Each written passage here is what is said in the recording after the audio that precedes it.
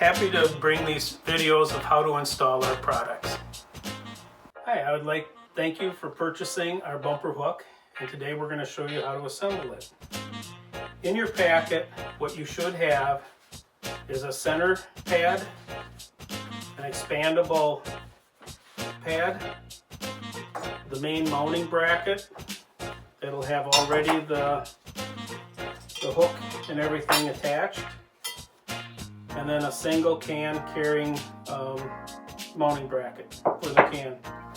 Tools you'll have will be the hardware set. You'll have a PTO to hold the can to the bracket. The tools you're going to need are going to be either in combination 3 9/16 and 7/16 socket or combination wrench, open end wrench or combination wrench. So let's get started. We're going to take our main support bracket. What'll end up happening is we're going to put our expandable pad and our center pad. To start with, I find it easier with our pad is to add our 1 1/4 or a 1/4 inch by 1 1/4 screws and washer. And they mount inside where we have it dadoed out.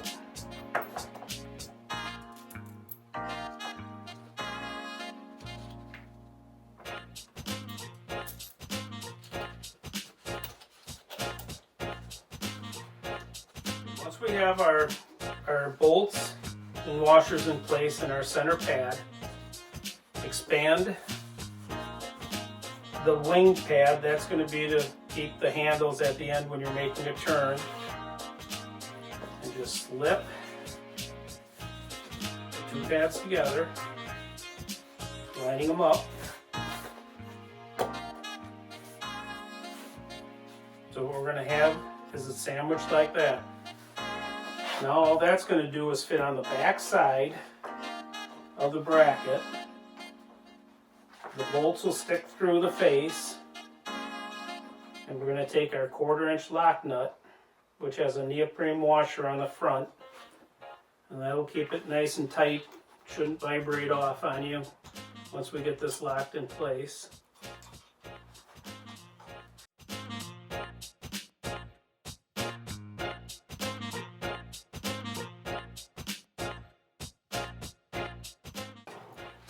Once we get it started, we're going to take our 7/16 and socket and open end wrench.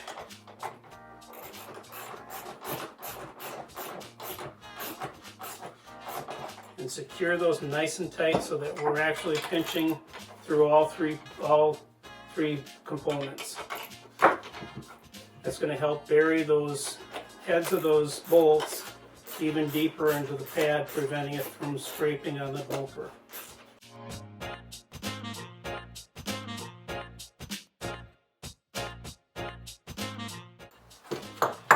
To check to see if you've got it deep enough, you should see the bolt just peeking through the top of the screw of the bolt.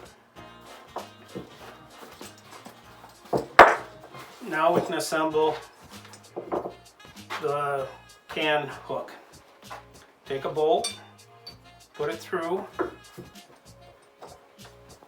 take your washer, your hooks will be up.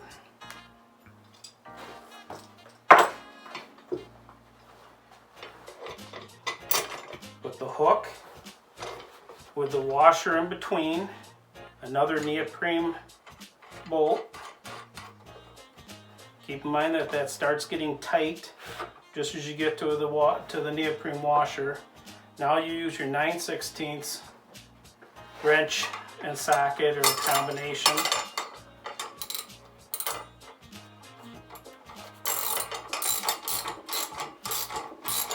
And it will be snug as you're trying to tighten it up.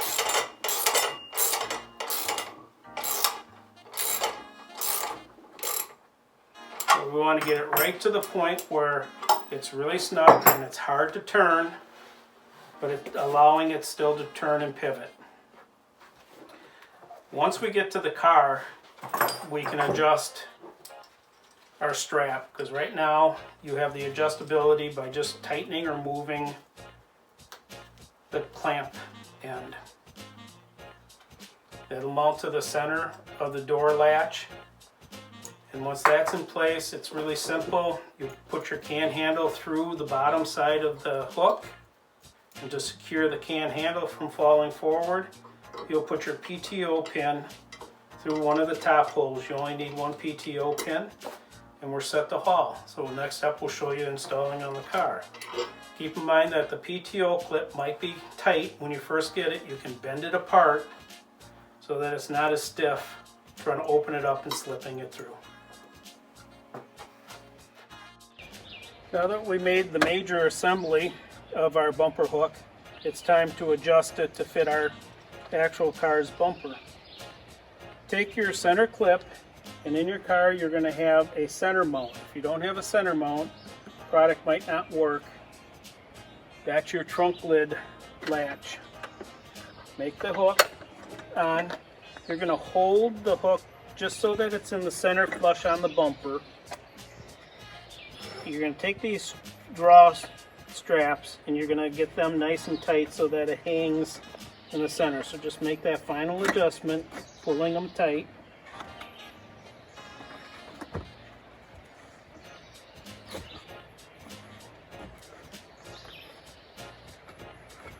So that it'll be suspended in the center. A distance that we like to have is anywhere from 14 inches on the low side to 21 inches on the high side. Once we determine that that's a nice fit, it's in the center of the bumper, we will take our zip ties and just pull the straps the opposite direction once we've decided where we want them. And we're going to use our zip ties just to make sure that those cannot come adjusted. So once we get it in place and we like it at this height, snug the zip ties up.